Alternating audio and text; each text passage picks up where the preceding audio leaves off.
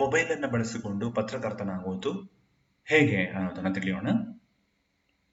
ಮೊದಲನೇದಾಗಿ ನಾವು ಯಾವತ್ತೂ ಕೂಡ ತಯಾರಾಗಿರಬೇಕು. ಇದು ಮೊಬೈಲ್ ಜರ್ನಲಿಸ್ಟ್ ಅಂತಲ್ಲ, ಯಾವುದೇ ಪತ್ರಕರ್ತ ಅಲರ್ಟ್ ಆಗಿರಬೇಕು ಅಂತ ನಮಗೆ ಗೊತ್ತೇ ಇದೆ. ಹಾಗಾಗಿ ಮೊಬೈಲ್ ಇದ್ರೂ ಕೂಡ ಪತ್ರಕರ್ತ ಅಲರ್ಟ್ ಆಗಿರಬೇಕು. ಯಾಕೆ ಹೇಳಿದ್ರೆ ಸುದ್ದಿ ಅನ್ನೋದು ನಮ್ಮ ಶೆಡ್ಯೂಲ್ಗೆ ಅನುಗುಣವಾಗಿ ಬರುವುದಿಲ್ಲ. ಮಧ್ಯರಾತ್ರಿಯಲ್ಲಿ ಕೂಡ ಒಂದು ದೊಡ್ಡ ಸುದ್ದಿ ಬರ್ಬೋದು. ಹಾಗಾಗಿ ಯಾವಾಗಲೂ ಕೂಡ ಸುದ್ದಿಯ ಸಂಗ್ರಹಕ್ಕೆ ಮತ್ತೆ ಸುದ್ದಿಯನ್ನ ತಲುಪಿಸುವಿಕೆಗೆ ನಾವು ತಯಾರಾಗಿರಬೇಕಾಗುತ್ತೆ. ಪತ್ರಕರ್ತನ ಕೆಲಸ ಅಂದ್ರೆ ವರದಿಗಾರಿಕೆಯನ್ನ ಮಾಡಲಿಕ್ಕೆ ನೀವು ಯಾವತ್ತೂ ಕೂಡ ತಯಾರಾಗಿರ್ಲೇಬೇಕಾಗ್ತದೆ. Have your gear handy. At the very least, you should have your phone with you at all the times to be prepared to get a quick picture or video. ನಿಮ್ಮ ಜೊತೆಯಲ್ಲಿ ಯಾವತ್ತೂ ಫೋನ್ ಇರಲಿ, ಫೋನ್ನಲ್ಲಿ ಚಾರ್ಜ್ ಇರಲಿ.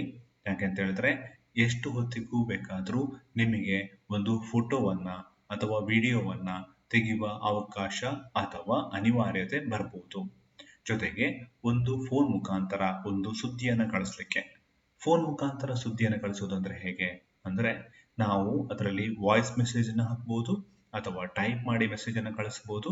Social media ಮುಖಾಂತರ ನಾವು ಸುದ್ದಿಯನ್ನು ಕಳಿಸಬಹುದು. ಹೀಗೆ ವಿಧ ವಿಧವಾದ ನಮಗೆ ಆಪ್ಷನ್ ಅಲ್ಲಿ ಸಿಗ್ತದೆ.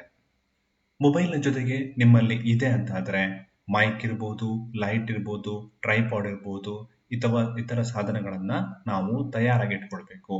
ಆಗ ನಮಗೆ ಪರಿಣಾಮಕಾರಿಯಾಗಿ ಒಂದು ವರದಿಗಾರಿಕೆಯನ್ನು ಮಾಡಲಿಕ್ಕೆ ಸಾಧ್ಯ ಆಗ್ತದೆ. ನೋ ಯುವರ್ ಇಕ್ವಿಪ್ಮೆಂಟ್, ಇದು ತುಂಬಾ ಅಗತ್ಯ. ನಮ್ಮಲ್ಲಿ ಹೈ ಎಂಡ್ ಮೊಬೈಲ್ ಫೋನ್ ಇದೆ, ಆದ್ರೆ ನಮಗೆ ಅದರ ಬಳಕೆ ನಮಗೆ ಗೊತ್ತಿಲ್ಲ ಅಂತಂದ್ರೆ ಯಾವುದೇ ಪ್ರಯೋಜನ ಇಲ್ಲ. Not only do you need to know how to operate all the necessary apps on your phone, ಜೊತೆಗೆ ನಿಮ್ಮ ಫೋನ್ನಲ್ಲಿರುವಂತಹ ಬೇರೆ ಬೇರೆ ಆ್ಯಪ್ಗಳಿರ್ಬೋದು, ಅದು ಸುದ್ದಿ ಸಂಗ್ರಹಕ್ಕೆ ಅಂದ್ರೆ ರಿಪೋರ್ಟಿಂಗಿಗೆ ಬೇಕಾಗುವಂತ ಆ್ಯಪ್ಗಳಿರ್ಬೋದು, ಅದರ ಬಗ್ಗೆ ನಾವು ಚೆನ್ನಾಗಿ ತಿಳ್ಕೊಂಡಿರ್ಬೇಕು. ಅದರ್ವೈಸ್ ನಾವು ಮೊಬೈಲ್ ಇದ್ದೂ ಕೂಡ ವೇಗವಾಗಿ ಸುದ್ದಿಯನ್ನ ಕಳಿಸುವಂತ ಆಪ್ಷನ್ ಇದ್ರೂ ಕೂಡ ಯಾವುದೇ ಪ್ರಯೋಜನ ಆಗೋದಿಲ್ಲ. As well as any other gear and accessories that you may have. ಬೇರೆ ಯಾವುದಾದ್ರು accessories ನಮ್ಮಲ್ಲಿ ಇರುವಂತಹ ಸಲಕರಣೆಗಳು, ಉಪಕರಣಗಳು ಅಂತ ಹೇಳ್ಬೋದು, ಅಥವಾ ಇದನ್ನ ನಾವು ತುಂಬಾ ಚೆನ್ನಾಗಿ ಬಳಸಲಿಕ್ಕೆ ತಿಳ್ಕೊಂಡಿರ್ಬೇಕಾಗ್ತದೆ. ಆಗ ಮಾತ್ರ ನಾವು ಮೊಬೈಲ್ನಿಂದ ಆಗುವಂತ ಉಪಕಾರ ಇದೆಯಲ್ಲ, ಲಾಭ ಇದೆಯಲ್ಲ, ಅದನ್ನ ಗರಿಷ್ಠ ಪ್ರಮಾಣದಲ್ಲಿ ಬಳಸಿಕೊಳ್ಳಲಿಕ್ಕೆ ಸಾಧ್ಯ ಆಗ್ತದೆ. Extra few seconds to get yourself set up. ಬೇಕಾದ್ರೆ ನೀವು ಸ್ವಲ್ಪ ಕೆಲವು ಸೆಕೆಂಡ್ಗಳ ಹೆಚ್ಚಿನ ಸಮಯವನ್ನ, ಕೆಲವು ನಿಮಿಷಗಳ ಹೆಚ್ಚಿನ ಸಮಯವನ್ನ ತಗೊಳ್ಳಿ. ಯಾಕೆಂದ್ರೆ ನಾವು ತಯಾರಾಗಿರಬೇಕು. ಹಾಗಾಗಿ ಮೊಬೈಲ್ ಅಲ್ಲಿ ಚಾರ್ಜ್ ಇದೆಯಾ, ಅಥವಾ ಮೊಬೈಲ್ ಯಾವ ಸ್ಥಿತಿಯಲ್ಲಿದೆ, ಅಥವಾ ಅದರಲ್ಲಿ ಸ್ಪೇಸ್ ಇದೆಯಾ, ಮೆಮೊರಿ ಸ್ಪೇಸ್ ಇದೆಯಾ, ಇದನ್ನೆಲ್ಲ ತಿಳ್ಕೊಂಡು ನಾವು ರಿಪೋರ್ಟಿಂಗ್ಗೆ ಹೊರಡೋದು ಒಳ್ಳೆಯದು. ಆಗ ನಾವು ಮೊಬೈಲ್ ಅನ್ನ ಪರಿಣಾಮಕಾರಿಯಾಗಿ ಬಳಸಲಿಕ್ಕೆ ಸಾಧ್ಯ ಇದೆ. ಸ್ಟೋರಿಯನ್ನ ಕಂಪ್ಲೀಟ್ ಆಗಿ ಹಿಡಿದಿಡ್ಲಿಕ್ಕೆ ಸಾಧ್ಯ ಇದೆ. Keep your phone charged. Phone ಇದ್ರೆ ಸಾಕಾಗೋದಿಲ್ಲ, ಅದರಲ್ಲಿ ಚಾರ್ಜ್ ಇರಬೇಕಾಗ್ತದೆ. Your battery about to die. ನಿಮ್ಮ ಫೋನ್ನಲ್ಲಿರುವ ಬ್ಯಾಟ್ರಿ ಮುಗಿತಾ ಇದೆ, ಚಾರ್ಜ್ ಮುಗಿತಾ ಇದೆ ಅಂತ ಹೇಳಿದ್ರೆ ನಿಮಗೆ ಅಲ್ಲಿ ಸುದ್ದಿಯನ್ನ ಸಂಗ್ರಹ ಮಾಡೋದು ತುಂಬಾ ಕಷ್ಟ ಆಗ್ತದೆ. ಯಾಕಂತ ಹೇಳಿದ್ರೆ ಮೊಬೈಲ್ ಅನ್ನೇ ನಾವು ನಂಬ್ಕೊಂಡಿರ್ತೇವೆ. ಆ ಸಾಧನ ನಮಗೆ ಕೈ ಕೊಟ್ರೆ ಆಗ ಸುದ್ದಿಯ ಸಂಗ್ರಹ ಕಷ್ಟ ಅಥವಾ ಮಾಡಲಿಕ್ಕೆ ಸಾಧ್ಯವೇ ಆಗದೇ ಇರಬಹುದು. ಅದರಲ್ಲೂ ನಾವು ಸ್ಪೆಷಲ್ ಸ್ಟೋರಿಯನ್ನ ಮಾಡಲಿಕ್ಕೆ ಹೋಗಿರ್ತೇವೆ ಅಂತಾದ್ರೆ ಆ ಸ್ಪೆಷಲ್ ಸ್ಟೋರಿ ನಮ್ಮ ಕೈಯಿಂದ ತಪ್ಪಿ ಹೋಗ್ಬೋದು. ಹಾಗಾಗಿ ಯಾವಾಗಲೂ ಸುದ್ದಿಯನ್ನ ಮಾಡ್ಲಿಕ್ಕೆ ಹೋಗುವಾಗ ನಮ್ಮ ಮೊಬೈಲ್ ಯಾವ ಸ್ಥಿತಿಯಲ್ಲಿದೆ ಅನ್ನೋದನ್ನ ಗಮನಿಸೋದು ಒಳ್ಳೆಯದು. ಜೊತೆಗೆ ಎಕ್ಸ್ಟರ್ನಲ್ ಚಾರ್ಜರ್ ಅದನ್ನ ತೆಗೆದುಕೊಳ್ಳುವುದು ತುಂಬಾ ಒಳ್ಳೆಯದು. ಅಂದ್ರೆ ಬ್ಯಾಕಪ್, ಯಾವಾಗಾದ್ರೂ ಚಾರ್ಜ್ ಮುಗಿದ್ರೆ ಆಗ ನಾವು ಬ್ಯಾಕಪ್ ಚಾರ್ಜರ್ ಅನ್ನು ಇಟ್ಕೊಳ್ಳೋದು ಒಳ್ಳೆಯದು. ಕೆಲವೊಮ್ಮೆ ಸುದ್ದಿಯ ಸಂಗ್ರಹ ಮಾಡ್ತಾ ಇರುವಾಗ ನಮಗೆ ಯಾವುದಾದ್ರೂ ಕಾಲ್ ಬರುವುದು ಅಥವಾ ಬೇರೆ ರೀತಿಯಲ್ಲಿ ನಮಗೆ ಕಿರಿಕಿರಿ ಉಂಟಾಗಬಹುದು. ಹಾಗಾಗಿ ನಮಗೆ ಮೊಬೈಲ್ ನಲ್ಲಿ ಏರೋಪ್ಲೇನ್ ಮೋಡ್ ಇದೆಯಲ್ಲ, ಅದನ್ನ ಬಳಸಲಿಕ್ಕೆ ನಮಗೆ ಗೊತ್ತಿರಬೇಕು. ಅಂದ್ರೆ ಸುದ್ದಿಯನ್ನ ಸಂಗ್ರಹ ಮಾಡ್ತಾ ಇರುವಾಗ, ಅಂದ್ರೆ ಒಂದು ಫೋಟೋವನ್ನ ತೆಗಿತಾ ಇರುವಾಗ, ವಿಜುವಲ್ ನ ತೆಗಿತಾ ಇರುವಾಗ, ಅಥವಾ ಬೈಟ್ ಅನ್ನ ನೀವು ಕಲೆಕ್ಟ್ ಮಾಡ್ತಾ ಇರ್ತೀರಿ, ಆಗ ಬೇರೆ ಯಾವುದೋ ಕಾಲ್ ಬರುವುದು, ಅದರಿಂದ ನಮಗೆ ತೊಂದರೆ ಆಗೋದನ್ನ ತಪ್ಪಿಸ್ಲಿಕ್ಕೆ ನಾವು ಏರೋಪ್ಲೇನ್ ಮೋಡ್ ಅನ್ನ ಕೂಡ ಬಳಸಬೇಕಾಗಬಹುದು. ಏರೋಪ್ಲೇನ್ ಮೋಡ್ ಬಳಸಿದ ನಂತರ ನಾವು ನಾರ್ಮಲ್ ಮೋಡಿಗೆ ಅದನ್ನು ಸೆಟ್ ಮಾಡಲಿಕ್ಕೆ ಕೂಡ ನಾವು ಮರಿಬಾರದು. Your video or audio recordings can still be interrupted by a phone call. Switching your phone to aeroplane mode before shooting videos or doing an interview can make a big difference there. ಇದು interview ಮಾಡುವಾಗಲೂ ಕೂಡ ತುಂಬಾ ಸಹಾಯಕ ಆಗಿರುತ್ತದೆ. ಯಾಕೆಂತ ಹೇಳಿದ್ರೆ ನಾವು ಕಾಲು ಗಂಟೆ, ಅರ್ಧ ಗಂಟೆ ಕೂಡ ಬೇಕಾಗ್ಬೋದು ಒಂದು ಇಂಟರ್ವ್ಯೂ ಅನ್ನ ಮಾಡ್ಲಿಕ್ಕೆ. ಮತ್ತೆ ಇಂಟರ್ವ್ಯೂವಿ ಅಂದ್ರೆ ನಾವು ಯಾವ ವ್ಯಕ್ತಿಯನ್ನ ಮಾತಾಡ್ತಿರ್ತೇವೆ ಅವರ ಮೂಡ್ ಚೆನ್ನಾಗಿರುವ ಹಾಗೆ ನೋಡ್ಕೊಳ್ಳೋದು ಕೂಡ ತುಂಬಾ ಇಂಪಾರ್ಟೆಂಟ್ ಆಗಿರ್ತದೆ. ಹಾಗಾಗಿ ಅವರ ಗಮನ ಸಂಪೂರ್ಣವಾಗಿ ನಮ್ಮ ಮೇಲೆ ಇರಬೇಕು ಅಂತಾದ್ರೆ ನಮ್ಮ ಮೊಬೈಲ್ ಮಧ್ಯದಲ್ಲಿ ಕಾಲ್ ಬರೋದು, ಅದರಿಂದ ಕಿರಿಕಿರಿ ಆಗೋದು ಆಗ್ಬಾರದು. ಆಗ ಅವರಿಗೆ ನಮ್ಮ ಬಗ್ಗೆ ಋಣಾತ್ಮಕವಾದ ಒಂದು ಭಾವನೆ ಬರಬಹುದು. ಹಾಗಾಗಿ ಏರೋಪ್ಲೇನ್ ಮೋಡ್ ಅನ್ನ ಆಗ ಕೂಡ ನಾವು ಬಳಸಲಿಕ್ಕೆ ಅವಕಾಶ ಇದೆ. ನಾವು ಈಗ ಸುದ್ದಿಯನ್ನ ಸಂಗ್ರಹಿಸಿದ್ದೇವೆ, ಟೈಪ್ ಮಾಡಿದ್ದೇವೆ ಅಥವಾ ಫೋಟೋ ವಿಡಿಯೋವನ್ನ ಸಂಗ್ರಹಿಸಿದ್ದೇವೆ. ಆದ್ರೆ ನಾವು ಅದನ್ನ ಕಳಿಸಿದ್ದೇವೆ, ಆದ್ರೆ ಬಳಕೆ ಇನ್ನೂ ಆಗಿಲ್ಲ. ಹೀಗಿರುವಾಗ ಸಂದರ್ಭದಲ್ಲಿ ಯಾವಾಗಲೂ ಕೂಡ ಆ ಫೋಟೋ ಅಥವಾ ವಿಡಿಯೋಗಳನ್ನ ನೀವು ಡಿಲೀಟ್ ಮಾಡಬೇಡಿ. ಯಾಕೆಂತ ಹೇಳಿದ್ರೆ ನೀವು ಕಳಿಸಿದ ಫೋಟೋ ಅಥವಾ ವಿಡಿಯೋ ಅಲ್ಲಿಗೆ ತಲುಪದೇ ಇದ್ದಿರ್ಬೋದು, ಅಥವಾ ತಲುಪಿಯೂ ಕೂಡ ಅಕಸ್ಮಾತ್ ಆಗಿ ಅದನ್ನ ಡಿಲೀಟ್ ಮಾಡಿರ್ಬೋದು. ಆಗ ಬ್ಯಾಕಪ್ ಅನ್ನೋ ರೀತಿಯಲ್ಲಿ ನಿಮ್ಮ ಫೋನ್ನಲ್ಲಿ ಆ ಫೋಟೋ ವಿಡಿಯೋ ಇಲ್ಲದಿದ್ದರೆ ನೀವು ಅಷ್ಟೂ ಮಾಡಿದ ಪ್ರಯತ್ನ ವ್ಯರ್ಥವಾಗಿ ಹೋಗ್ಬೋದು. ಹಾಗಾಗಿ ಒಮ್ಮೆ ಸುದ್ದಿ ಜನರನ್ನ ತಲುಪಿದೆ, ನಿಮ್ಮ ಫೋಟೋ ಅಥವಾ ವಿಡಿಯೋ ಬಳಕೆ ಆಗಿದೆ ಅಂತ ಕನ್ಫರ್ಮ್ ಆದ ನಂತರ ಮಾತ್ರ ನೀವು ಫೋನಲ್ಲಿರುವಂತ ಆ ಯಾವುದು ಸುದ್ದಿ, ವಿಡಿಯೋ, ಫೋಟೋ ಯಾವುದೇ ಆಗಿರ್ಬೋದು ಇದನ್ನ ನೀವು ಡಿಲೀಟ್ ಮಾಡಿ. ಶೋ ಅಪ್ ಅಂದ್ರೆ ಯಾವಾಗಲೂ ಕೂಡ ಮೊಬೈಲ್ನಲ್ಲಿ ನಮಗೆ ಒಂದು ಅವಕಾಶ ಇರ್ತದೆ. ಏನು ಅಂತ ಹೇಳಿದ್ರೆ ನಾವು ಫೋನ್ನಲ್ಲೇ ಒಬ್ಬ ವ್ಯಕ್ತಿಯನ್ನ ಮಾತನಾಡಿಸಬಹುದು, ಅಥವಾ ಆ ಫೋನ್ನಲ್ಲಿ ಅವರಿಂದ ನಾವು ವಿಜುವಲ್ ಅನ್ನ, ಫೋಟೋವನ್ನ ಕಳಿಸ್ಲಿಕ್ಕೆ ಹೇಳ್ಬೋದು. ನಾವು ಇದ್ದಲ್ಲಿಂದಲೇ ಕೆಲಸವನ್ನ ಮಾಡ್ಬೋದು. ಆದ್ರೆ ಯಾವಾಗಲೂ ಕೂಡ ಪರಿಣಾಮಕಾರಿಯಾಗಿ ನಮ್ಮ ರಿಪೋರ್ಟಿಂಗ್ ಇರ್ಬೋದು ಅಥವಾ ಇಂಟರ್ವ್ಯೂ ಅನ್ನು ಮಾಡಲಿಕ್ಕೆ ನಾವು ಅವರನ್ನ ಭೇಟಿ ಆದ್ರೇನೆ ಒಳ್ಳೇದಾಗಿರ್ತದೆ. ಯಾಕಂತ ಹೇಳಿದ್ರೆ ಆಗ ನಮಗೆ ಅಬ್ಸರ್ವ್ ಮಾಡುವ ಒಂದು ಅವಕಾಶ ಸಿಗ್ತದೆ. ಆ ವ್ಯಕ್ತಿಗಳನ್ನ ಪರಿಚಯ ಮಾಡಿಕೊಳ್ಳುವ ಅವಕಾಶ, ಅವರ ಬಿಹೇವಿಯರ್ ಅನ್ನ ಅರ್ಥ ಮಾಡಿಕೊಳ್ಳುವಂತ ಅವಕಾಶ, ಅವರಿಗೆ ಅದ ಸಂದರ್ಭಕ್ಕೆ ಅನುಗುಣವಾಗಿ ನಾವು ಅವರ ಹತ್ರ ಪ್ರಶ್ನೆಗಳನ್ನ ಕೇಳಬಹುದು. ಮತ್ತೆ ಹೆಚ್ಚಿನ ಅಂದ್ರೆ ಅವರ ಉತ್ತರಕ್ಕೆ ಅನುಗುಣವಾಗಿ ನಾವು ಪ್ರಶ್ನೆಗಳನ್ನ ಬದಲಾಯಿಸಬಹುದು. ಮತ್ತೆ ದೂರದೃಷ್ಟಿಯಿಂದ ನಾವು ಅವರ ನ್ಯೂಸ್ ಸೋರ್ಸ್ ಆಗಿ, ನಮ್ಮ ಸುದ್ದಿಯ ಮೂಲವಾಗಿ ನಾವು ಬಳಸ್ಕೊಳ್ಳಿಕ್ಕೆ ಸಾಧ್ಯ ಇದೆ. ಹಾಗಾಗಿ ನಾವು ಯಾವಾಗಲೂ ಕೂಡ ಮೊಬೈಲ್ ಇದ್ರೂ ಕೂಡ ನಾವು ವ್ಯಕ್ತಿಗತವಾಗಿ ಅವರನ್ನ ಮಾತನಾಡಿಸುವುದು ತುಂಬಾ ಒಳ್ಳೆಯದು. Keep your eyes open. ಯಾವಾಗಲೂ ಕೂಡ ನಮ್ಮ ಕಣ್ಣನ್ನ ತೆರೆದಿರಿ, ಕಿವಿಯನ್ನ ತೆರೆದಿರಿ. ಯಾಕೆ ಅಂತ ಹೇಳಿದ್ರೆ ಜರ್ನಲಿಸ್ಟ್ ಆಗಿದ್ದವನಿಗೆ ಇದು ತುಂಬಾ ಮಹತ್ವದ್ದು. Stories are everywhere, even if not in the most obvious places. ನಿಮಗೆ ಬೇಕಾದ ಸ್ಥಳದಲ್ಲಿ ಇಲ್ಲದೇ ಇದ್ರೂ ಕೂಡ, ನಿಮ್ಮ ಸುತ್ತಮುತ್ತ ಇಲ್ಲದಿದ್ರೂ ಕೂಡ ಸ್ಟೋರಿ ಎಲ್ಲಾ ಕಡೆ ಇರ್ತದೆ. ವಿಶೇಷವಾದ ಒಂದು ಘಟನೆ ಯಾವ ಭಾಗದಲ್ಲಿ ಬೇಕಾದರೂ ಆಗ್ಬೋದು. ವಿಶೇಷವಾದ ವ್ಯಕ್ತಿಗಳು ನಮ್ಮ ಕೂಗಳತೆ ದೂರದಲ್ಲೂ ಇರಬಹುದು, ಅಥವಾ ನಮಗೆ ಸಾಧ್ಯವಾಗಬಹುದಾದ, ಅವರನ್ನು ಸಂಪರ್ಕಿಸಲು ಸಾಧ್ಯವಾಗಬಹುದಾದ ದೂರದಲ್ಲಿ ಇರಬಹುದು.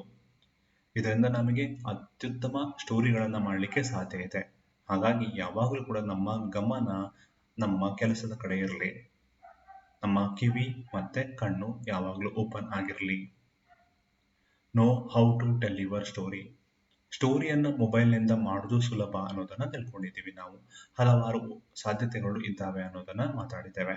ಆದ್ರೆ ನಾವು ಅದನ್ನ ಹೇಗೆ ಪ್ರೆಸೆಂಟ್ ಮಾಡ್ತೇವೆ ಅನ್ನೋದು ಕೂಡ ತುಂಬಾ ಮುಖ್ಯ. ಅಂದ್ರೆ ಒಂದು ಸ್ಟೋರಿಯನ್ನ ಮಾಡ್ತೇವೆ, ಸೊ ಅದಕ್ಕೆ ಬೇಕಾದ ಫೋಟೋಗಳನ್ನ, ವಿಡಿಯೋಗಳನ್ನ ಸಂಗ್ರಹಿಸ್ತೇವೆ. ಆದ್ರೆ ಯಾವ ರೀತಿಯ ಸ್ಟೋರಿಯನ್ನ ಬರೀತೇವೆ, ಸ್ಕ್ರಿಪ್ಟ್ ನಮ್ಮದು ಯಾವ ರೀತಿ ಇರ್ತದೆ, ಅದು ಕೂಡ ತುಂಬಾ ಇಂಪಾರ್ಟೆಂಟ್ ಆಗಿರ್ತದೆ. ನಾವು ಆ ವಿಷಯವನ್ನ ತುಂಬಾ ಪರಿಣಾಮಕಾರಿಯಾಗಿ ಒಬ್ಬ ಓದುಗನಿಗೆ ಅಥವಾ ಕೇಳುಗನಿಗೆ ಅಥವಾ ನೋಡುಗನಿಗೆ ತಲುಪಿಸಬೇಕಾಗ್ತದೆ. ಹಾಗಾಗಿ ಸ್ಕ್ರಿಪ್ಟ್ ಅನ್ನುವಂಥದ್ದು, ಆ ಸ್ಕ್ರಿಪ್ಟ್ ನಲ್ಲಿ ಇಂಟ್ರೋ ಇರ್ಬೋದು, ಬಾಡಿ ಪಾರ್ಟ್ ಇರ್ಬೋದು, ಕನ್ಕ್ಲೂಷನ್ ಇರ್ಬೋದು, ಇದಕ್ಕೆ ನಾವು ಗಮನ ಕೊಡಲೇಬೇಕಾಗ್ತದೆ. Challenges of mobile journalism. ಮೊದಲನೇದಾಗಿ ಇಲ್ಲಿ ನಾವು ಒಬ್ಬರೇ ಕೆಲಸ ಮಾಡಬೇಕಾಗ್ತದೆ. ನಮಗೆ ಇಂಡಿಪೆಂಡೆಂಟ್ ಆಗಿ ಕೆಲಸ ಮಾಡ್ಬೋದು, ನಾವು ಸ್ವತಂತ್ರರಾಗಿ ಕೆಲಸ ಮಾಡ್ಬೋದು. ಆದ್ರೆ ಯಾವುದೇ ಅಲ್ಲಿ ನಮಗೆ ಫೇಲ್ಯೂರ್ ಆದ್ರೆ, ವಿಫಲತೆ ಕಂಡು ಬಂದ್ರೆ ಅದಕ್ಕೆ ಕೂಡ ನಾವೇ ಜವಾಬ್ದಾರರಾಗಿರ್ತೇವೆ. ಯಾಕೆಂತ ಹೇಳಿದ್ರೆ ನಾವು ಕೆಲಸವನ್ನ ಜವಾಬ್ದಾರಿ ತೆಗೆದುಕೊಂಡಿರ್ತೇವೆ. ಹಾಗಾಗಿ ಅದನ್ನ ಮಾಡಿ ಮುಗಿಸೋದು ಕೂಡ ನಮ್ಮ ಜವಾಬ್ದಾರಿ ಆಗಿರ್ತದೆ. ಕೆಲವೊಮ್ಮೆ ಇದು ನಮ್ಮಲ್ಲಿ ಒತ್ತಡವನ್ನ ಅಥವಾ ಕಷ್ಟವನ್ನ ತಂದೊಡ್ಡಬಹುದು. ಆ ಕಷ್ಟ ಅಥವಾ ಒತ್ತಡಕ್ಕೆ ನಾವು ಒಗ್ಗಿಕೊಂಡು ಕೆಲಸ ಮಾಡುವ ಒಂದು ಕಲೆ ನಮಗೆ ಗೊತ್ತಿರಬೇಕಾಗ್ತದೆ. ಇದರಲ್ಲಿ ಒಂದು ಅಂತ ಹೇಳಿದ್ರೆ ನಮಗೆ ರಿಪೋರ್ಟಿಂಗ್, ಒಬ್ಬ ವರದಿಗಾರನಿಗೆ ರಿಪೋರ್ಟಿಂಗ್ ಕಲೆ ಮಾತ್ರ ಗೊತ್ತಿದ್ರೆ ಸಾಕಾಗೋದಿಲ್ಲ. ಈ ವಿಡಿಯೋವನ್ನ ಸಂಗ್ರಹಿಸುವುದು, ಫೋಟೋವನ್ನ ಸಂಗ್ರಹಿಸುವುದು, ಅದನ್ನ ಎಡಿಟ್ ಮಾಡೋದು, ಅದನ್ನ ಸೆಂಡ್ ಮಾಡೋದು, ಈ ರೀತಿಯ ಬೇರೆ ಕಲೆಗಳು ಕೂಡ ಗೊತ್ತಿರಬೇಕಾಗ್ತದೆ. ಕಲೆ ಅಥವಾ ಕೌಶಲ್ಯ ಅಂತ ಹೇಳ್ಬೋದು. Limited camera. ಸ್ಮಾರ್ಟ್ ಫೋನ್ನಲ್ಲಿ ನಮಗೆ ಮೆಮೊರಿ ಇರ್ತದೆ, ಚಾರ್ಜ್ ಇರ್ತದೆ, ಆದರೆ ಅದಕ್ಕೂ ಕೂಡ ಒಂದು ಲಿಮಿಟೇಷನ್ ಇದೆ. ಒಂದು ಇಂಟರ್ವ್ಯೂ ಅಲ್ಲಿ ಒಬ್ಬ ವ್ಯಕ್ತಿ, ಒಬ್ಬ ಸಾಧಕ ಆಗಿರ್ಬೋದು, ಅವರು ಗಂಟೆಗಟ್ಟಲೆ ಮಾತನಾಡಿದರೆ ಆಗ ನಮಗೆ ಈ ಕ್ಯಾಮರಾ ಅಥವಾ ಸ್ಮಾರ್ಟ್ ಫೋನ್ ಕೈ ಕೊಡುವ ಸಾಧ್ಯತೆ ಇರ್ತದೆ. ಬ್ಯಾಕಪ್ ಇದ್ರೂ ಕೂಡ ಒಮ್ಮೊಮ್ಮೆ ನಮಗೆ ನೆರವಿಗೆ ಬಾರದೇ ಇರಬಹುದು. ಹಾಗಾಗಿ ಈ ಲಿಮಿಟೇಷನ್ ಅನ್ನ ಕೂಡ ನಾವು ಅರ್ಥ ಮಾಡ್ಕೊಳ್ಬೇಕಾಗ್ತದೆ. ಡಾರ್ಕ್ ಏರಿಯಾದಲ್ಲಿ, ಕತ್ತಲಲ್ಲಿ ಫೋಟೋ ಅಥವಾ ವಿಡಿಯೋ ತೆಗೆಯುವಾಗ ನಮಗೆ ಸಮಸ್ಯೆ ಆಗಬಹುದು. ನಮಗೆ ಎಡಿಷನಲ್ ಲೈಟಿಂಗ್ ವ್ಯವಸ್ಥೆ ಅಲ್ಲಿ ಇರದೇ ಇರಬಹುದು. ಹಾಗಾಗಿ ಈ ಎಲ್ಲ ಅಂಶಗಳ ಬಗ್ಗೆ ಕೂಡ ನಾವು ಜಾಗೃತಿಯನ್ನು ವಹಿಸಬೇಕು. They don't have optical zoom. Optical zoom ನಮ್ಮಲ್ಲಿ ಇರದೇ ಇರಬಹುದು. Meaning that you will generally need to be pretty close if you want good quality. ನಾವು ನಮ್ಮ ಸಬ್ಜೆಕ್ಟ್ ಅಥವಾ ವ್ಯಕ್ತಿಗೆ ತುಂಬಾ ಹತ್ತಿರದಿಂದ ನಾವು ಅವರ ಇಮೇಜ್ ಅನ್ನು ತೆಗಿಬೇಕು ಅಥವಾ ವಿಡಿಯೋವನ್ನು ತೆಗಿಬೇಕು. ಅಲ್ಲದಿದ್ದರೆ ಗುಣಮಟ್ಟದ ವಿಡಿಯೋ ಅಥವಾ ಫೋಟೋ ಸಿಗುವುದಿಲ್ಲ. ಯಾವುದೇ ಸ್ಟೆಬಿಲೈಸರ್ ಇಲ್ಲದೆ ಇರೋದ್ರಿಂದ DSLR ಕ್ಯಾಮರಾದಲ್ಲಿ ನಾವು ಸ್ಟೆಬಿಲೈಸರ್ ಅನ್ನೋ ಒಂದು ಆಪ್ಷನ್ ಇರ್ತದೆ, ಅದನ್ನು ನಾವು ಆನ್ ಇಟ್ಟಿರ್ತೇವೆ. ಆದರೆ ಇಲ್ಲಿ ಯಾವುದೇ ಆ ರೀತಿಯ ಆಪ್ಷನ್ ಇಲ್ಲದೆ ಇರೋದ್ರಿಂದ ಅದು ಶೇಕಿ ವಿಡಿಯೋ, ತುಂಬಾ ಅಲುಗಾಡಿದ ಹಾಗೆ ಕಾಣಬಹುದು ವಿಡಿಯೋ. ಹಾಗಾಗಿ ನಾವು ತುಂಬಾ ಎಚ್ಚರವನ್ನ ವಹಿಸಬೇಕಾಗ್ತದೆ. ಲಿಮಿಟೆಡ್ ಆಡಿಯೋ ಸಂಗ್ರಹ ಕೂಡ ಲಿಮಿಟೆಡ್ ಆಗಿರ್ತದೆ. ಸ್ಮಾರ್ಟ್ ಫೋನ್ನಲ್ಲಿ ಆಡಿಯೋದ ಗುಣಮಟ್ಟ ಕೂಡ ಒಂದು ಲಿಮಿಟೆಡ್ ಆಗಿರಬಹುದು, ಮತ್ತೆ ಸಂಗ್ರಹಕ್ಕೆ ಅವಕಾಶ ಕೂಡ ಲಿಮಿಟೆಡ್ ಆಗಿರಬಹುದು. The recording quality drops off significantly as you move farther away from your subject. ಒಬ್ಬ ಸಬ್ಜೆಕ್ಟ್ ಅಂದರೆ ಒಬ್ಬ ವ್ಯಕ್ತಿ ಆಗಿರ್ಬೋದು, ಘಟನಾ ಸ್ಥಳ ಆಗಿರ್ಬೋದು, ಅದರಿಂದ ದೂರ ಹೋದ ಹಾಗೆ ನಿಮಗೆ ಆಡಿಯೋದ ಕ್ವಾಲಿಟಿ, ಗುಣಮಟ್ಟ ಕೆಳಗೆ ಬರ್ತದೆ. ಹಾಗಾಗಿ ನಾವು ಆದಷ್ಟು ಆಡಿಯೋ ಮತ್ತು ವಿಡಿಯೋದ ಬಗ್ಗೆ ಎಚ್ಚರ ವಹಿಸಬೇಕು. ಯಾಕೆಂತ ಹೇಳಿದ್ರೆ ನಮ್ಮ ಮೊಬೈಲ್ ಫೋನ್ನ ಸಾಮರ್ಥ್ಯಕ್ಕೆ ಒಂದು ಮಿತಿ ಇದೆ. ಇದರಲ್ಲಿ ಮೊಬೈಲ್ ಫೋನ್ನಲ್ಲಿ ನಾವು ಸುದ್ದಿ ಸಂಗ್ರಹ ಮಾಡುವಾಗ ಒಂದು ದೊಡ್ಡ ಮುಖ್ಯ ಅಂಶ ಅಂತ ಹೇಳಿದ್ರೆ ನಾವು ಇಂಟರ್ನೆಟ್ ಅನ್ನ ತುಂಬಾ ಅವಲಂಬಿಸಿರ್ತೇವೆ. ಯಾಕೆಂತ ಹೇಳಿದ್ರೆ ನಾವು ಈ ಮೊಬೈಲ್ನ ಮೂಲಕವೇ ಆಡಿಯೋ, ವಿಡಿಯೋ, ಫೋಟೋ ಅವನ್ನ ನಾವು ಕಳಿಸ್ತೇವೆ. ಹಾಗಾಗಿ ನಾವು ಚಿಕ್ಕ ಚಿಕ್ಕ ವಿಡಿಯೋ ಕ್ಲಿಪ್ಪಿಂಗ್ಸ್ ಅನ್ನ ಅಲ್ಲಿ ರೆಕಾರ್ಡ್ ಮಾಡಬೇಕು. ಮತ್ತೆ ಇಂಟರ್ನೆಟ್ ಹೇಗಿದೆ ವ್ಯವಸ್ಥೆ ಅನ್ನೋದನ್ನ ಕೂಡ ನಾವು ಯೋಚನೆ ಮಾಡ್ತಾನೆ ಇರಬೇಕಾಗ್ತದೆ. ಒಮ್ಮೊಮ್ಮೆ ಇಂಟರ್ನೆಟ್ ಇಲ್ಲದೆ ಇರಬಹುದು, ಇಂಟರ್ನೆಟ್ ನೆಟ್ವರ್ಕ್ ಇಲ್ಲದೆ ಇರುವುದರಿಂದ ನಮ್ಮ ಕೆಲಸಕ್ಕೆ ಅದು ಕೂಡ ಅಡ್ಡಿ ಆಗಬಹುದು. ಈ ಬಗ್ಗೆ ನಾವು ಮುಂದಾಲೋಚನೆ ಮಾಡಬೇಕಾಗ್ತದೆ. ಬ್ಯಾಟರಿ, ಈಗಾಗಲೇ ಹೇಳಿದ ಹಾಗೆ today smartphones with all of their capabilities generally don't have batteries that are built to last that long. ತುಂಬಾ ಹೊತ್ತು ನಮಗೆ ಬ್ಯಾಟರಿಯನ್ನ ಬಳಕೆ ಮಾಡಲಿಕ್ಕೆ ಸಾಧ್ಯ ಆಗೋದಿಲ್ಲ. ಮೇ ಬಿ ಅದೇ ಇಂಟರ್ವ್ಯೂ ಸಂದರ್ಭದಲ್ಲಿ ನಾವು ಗಂಟೆಗಟ್ಟಲೆ ನಮಗೆ ಮೊಬೈಲ್ ಅನ್ನು ಬಳಸಬೇಕಾಗ್ಬೋದು. ಆಗ ನಮ್ಮ ಬ್ಯಾಟರಿ ಅನ್ನುವಂಥದ್ದು ಖಾಲಿ ಆಗ್ಬೋದು. ಇದರಿಂದ ನಮಗೆ ನಮ್ಮ ಕೆಲಸಕ್ಕೆ ಅಡ್ಡಿ ಆಗ್ಬೋದು. ಇದರ ಬಗ್ಗೆ ಕೂಡ ನಾವು ಎಚ್ಚರವನ್ನು ವಹಿಸಬೇಕಾಗ್ತದೆ. ತಂತ್ರಜ್ಞಾನ ಅಂತ ಬಂದಾಗ ಪ್ರತಿ ಡಿವೈಸ್ ಕೂಡ ಒಂದು ಲಿಮಿಟೇಷನ್ ಇರ್ತದೆ. ಹಾಗೆ ಮೊಬೈಲಿಗೂ ಕೂಡ ಸ್ಟೋರೇಜ್ ಕೆಪಾಸಿಟಿ ಅನ್ನುವಂಥದ್ದು ಅಂದ್ರೆ ಒಂದರಿಂದ ಒಂದು ಬದಲಾಗ್ತಾ ಹೋಗ್ತದೆ. ನೀವು ಬೇಡದ ಫೋಟೋ ವಿಡಿಯೋಗಳನ್ನು ಡಿಲೀಟ್ ಮಾಡ್ತಾ ಇರಬೇಕಾಗ್ತದೆ. ಅದರ್ವೈಸ್ ನಿಮ್ಮ ಬೇಡದ ಫೋಟೋ ಅಥವಾ ವಿಡಿಯೋಗಳು ನಿಮ್ಮ ಮೊಬೈಲಲ್ಲಿ ಸಂಗ್ರಹ ಆಗ್ತಾ ಹೋದ್ರೆ ನಿಮಗೆ ಬೇಕಾದಾಗ ಅಲ್ಲಿ ಸ್ಟೋರೇಜ್ ಕೆಪಾಸಿಟಿ ಸಿಗ್ಲಿಕ್ಕಿಲ್ಲ. ಹಾಗಾಗಿ your phone memory won't be enough. ನಿಮ್ಮ ಫೋನ್ ಮೆಮೊರಿ ಅಲ್ಲಿ ಕೈ ಕೊಟ್ರೆ ನಿಮ್ಮ ಕೆಲಸಕ್ಕೂ ಕೂಡ ಅಡ್ಡಿ ಉಂಟು ಮಾಡ್ಬೋದು. ಮೊಬೈಲ್ ಜರ್ನಲಿಸಂನ ಭವಿಷ್ಯ ಅತ್ಯುತ್ತಮವಾಗಿದೆ, ತುಂಬಾ ಆಶಾದಾಯಕವಾಗಿದೆ. ಯಾಕೆಂತ ಹೇಳಿದ್ರೆ ತಂತ್ರಜ್ಞಾನ ಬೆಳೀತಾ ಇದೆ, ಇದು ತಂತ್ರಜ್ಞಾನದ ಒಂದು ಭಾಗ. ಹಾಗಾಗಿ ಮೊಬೈಲ್ ಜರ್ನಲಿಸಂನಿಂದ ಸಿಟಿಸನ್ ಜರ್ನಲಿಸಂ ಅನ್ನೋ ಕಾನ್ಸೆಪ್ಟ್ ತುಂಬಾ ಜನಪ್ರಿಯವಾಗ್ತಾ ಇದೆ. ಸಾಮಾಜಿಕ ಮಾಧ್ಯಮಗಳು ಜನಪ್ರಿಯವಾಗ್ತಾ ಇದ್ದಾವೆ. ಹೆಚ್ಚು ಹೆಚ್ಚು ಜನರು ಮಾಧ್ಯಮ ಲೋಕದಲ್ಲಿ ತಾವು ಕೂಡ ಕಾಂಟ್ರಿಬ್ಯೂಷನ್ ಅನ್ನ ಕೊಡ್ತಾ ಇದ್ದಾರೆ. ಹಾಗಾಗಿ ಮೋಜೋದ ಭವಿಷ್ಯ ಉಜ್ವಲವಾಗಿದೆ. ಎಲ್ಲರಿಗೂ ಕೂಡ ಮಾಧ್ಯಮ ಲೋಕದಲ್ಲಿ ತಮ್ಮದೇ ಆದ ಕಾಂಟ್ರಿಬ್ಯೂಷನ್ ಅನ್ನ ಕೊಡ್ಬೋದು, ಆದರೆ ತುಂಬಾ ಎಚ್ಚರಿಕೆ ವಹಿಸಬೇಕಾಗ್ತದೆ. ಜರ್ನಲಿಸಂ ಅನ್ನುವಂಥದ್ದು ಸ್ಟೋರಿಗಳನ್ನ, ಕಥೆಗಳನ್ನ ಹೇಳುವಂಥದ್ದು, ಸುದ್ದಿಯನ್ನ ಜನರಿಗೆ ತಲುಪಿಸುವಂಥದ್ದು. ಹಾಗಾಗಿ ಇದರ ಗಂಭೀರತೆ ಕೂಡ ನಾವು ಅರ್ಥಕೊಳ್ಬೇಕಾಗ್ತದೆ.